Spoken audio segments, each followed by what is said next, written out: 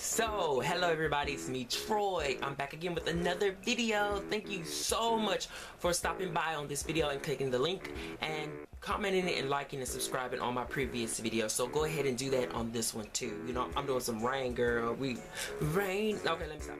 This is a cake book tag. You know, my child, I can't get my words together. Cake book tag. I was tagged by Kristinathebookworm to do this tag. So I want to say thank you once again, Kristina, for tagging me. This looks like one that I could legitimately answer without letting my mind get in the way of the questions. So we should go ahead and get started here. Basically, you're just asked questions pertaining to books and cakes and books and banana cream pies and strawberry apple pies. Actually, I went to Kroger's yesterday and I bought like those little boxes where okay, that ain't got nothing to do with it. The first ingredient that you need to make a good, beautiful cake is flour, and that question is related to flour anyway. Is name one book that started off slow in the beginning and progressively picked up speed and got better, or I don't know if it got better, but it got more interesting. The book that I chose for that was Toni Morrison's Jazz, and we ain't gonna even start doing all of that zombie stuff right there because I do not look like The Walking Dead. But what I want to say is that the reason I chose this book is because while it's so really hard for me to put this into good words. Basically what I want to say is that I am much more of a fan of Toni Morrison pre-90s than post-80s. So anything from, I think it was like from Beloved on forward is some of my favorites by her. And I could get into details why, but we'll do that later because man, I got time for that. This book is about a trio, a love triangle actually, between a husband, his wife, and his mistress. His mistress ends up being murdered, and what happens is at the funeral the wife ends up going up to the casket, which is open casket, and ends up slashing the murdered girl's face. So, you know, I'm not trying to give away too much of the plot, but while all of that in itself was interesting, what I really liked about this book was not that story, but the story related to how each of the characters became who they were. And what Toni Morrison does is she follows sort of like the lineage and the history of each of these characters' family, and you know, you discover, you know, this is why they made the certain decisions that they made within this book. So with that being said, that whole love triangle plot, it was interesting, but it wasn't all that great. But as the book progressed forward and we got to see more about the history of each of the characters, that to me is where I really enjoyed this book, and it just kind of blossomed to me. So that second ingredient that you need is margarine, which, child, we just say butter, margarine, butter, I don't know, whichever one you want to use anyway. But anyway, the question is a book with a great, rich plot. And that second book that I would consider margarine or butter would have to be Elizabeth Kostova's The Historian. The reason I say that this is probably a really rich read and applies best to this question, or partially best, there's other best, is because not only is it a book that it combines so many different genres, including horror, mystery, and adventure, but it also uses three narratives to tell its big, thick story. So there's always something going on to help move the story forward and progress it forward, and to also deepen the story. Those three narratives are between a young 16-year-old girl.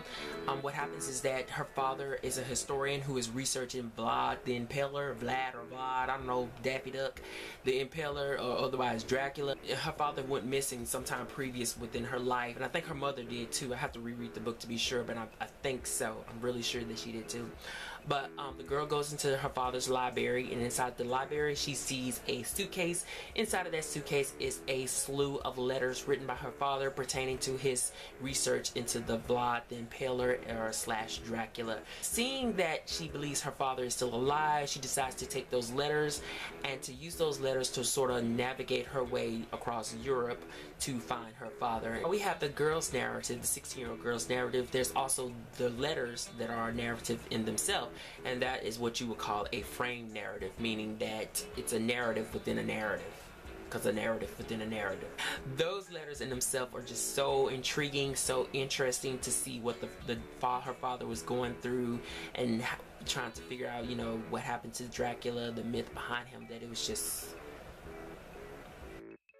Third ingredient that you need is eggs, and the question pertaining to eggs is a book that you picked up that you thought was going to be bad but actually turned out to be really good. I think I got that right. Did I get that right, child? I chose Fly on the Wall by Trista Russell. Why did I think this book was going to be bad? I'm not 100% sure because it's been a long time since I read this book, but it kind of popped to my mind as it concerns this question.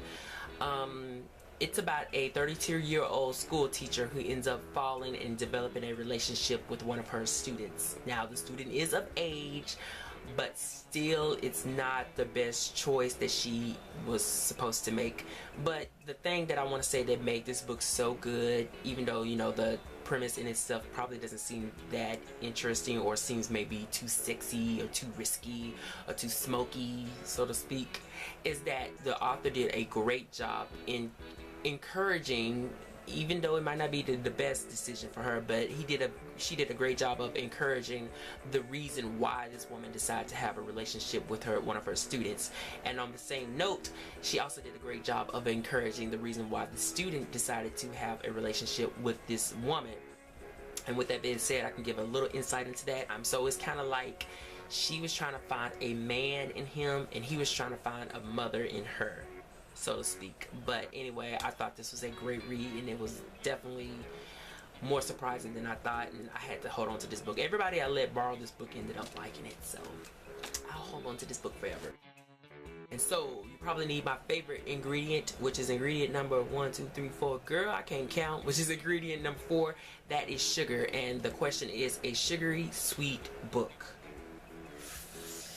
I don't think I got no books like that, to be honest with you. I was trying to look around for some sugary sweet books, and I couldn't find them, because either you're going to be murdered in one of these books, or you're going to be doing something you ain't got no business doing. So I was trying to think, and I couldn't find nothing. However, I decided to come up with Shanghai Girl by Wei Hui. If I said her name wrong, I'm sorry. I just need to do my research right now. But I do remember what this book is about. This book is about a Chinese girl living in Shanghai. And her day job is a waitress, and at night she's writing a book. So she's in front of her typewriter at night, smoking her cigarettes and drinking her liquor and trying to write the best book that she can. Meanwhile, she has a nymphomaniac boyfriend living on her couch, who is also a drug dealer and a drug addict. And while he's always asking her for sex and money to fulfill his needs, on the side she also has a married man that she's having affairs with. So I don't know how sweet I could say, but other than she's sweet. Yeah, she's sweet though. She's sweet.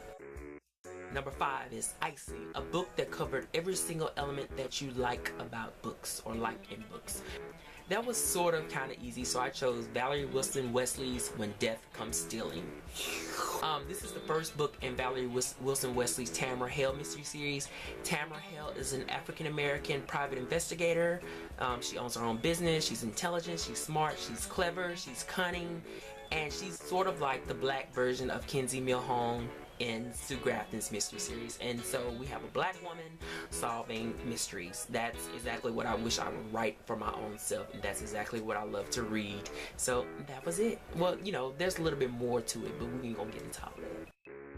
And then next, we're gonna add the sprinkles onto the cake, and that question is a book that you can always turn to whenever you need me whenever you need a pick me up. Now, I'm not really that great at rereading books.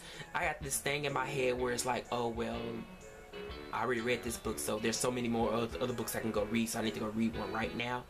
But there is a particular manga series that I do read frequently and yearly, and it's a perfect pick-me-up. Sailor Moon and Sailor V manga series. Like, I'm just sorry, like there is nothing else I can say, but other than that is inspiration gone wild. Like, wow, like she having parties, she lifting up her shirt, she got weird t-shirt parties. Sailor Moon and Sailor V is just inspiration gone wild. And the last question is the cherry on top. Y'all put cherry on y'all pies? But the question is your all-time favorite book so far or of this year. And that was super easy, because that would be The Warmth of Other Suns by Isabel Wilkerson. As I told you guys before, this book follows the narratives of 3 African-American people who migrated from the South. One went up to New York, one went to Chicago, and one went out west to LA. And it's just really telling the story of how these people survived, you know, leaving Jim Crow laws and other racist oppression that went on in the South and how those situations followed them where they went north and out west anyway. But yes, this is definitely my favorite book so far this year, and yeah, I think that's it. So anyway, I want to say thank you guys so much for joining me on this tag. I hope I did a better job at this than the previous one. Actually, you know what? I just do whatever the hell I want to do. And I tag anyone who wants to participate in this tag. And we'll see you guys next time.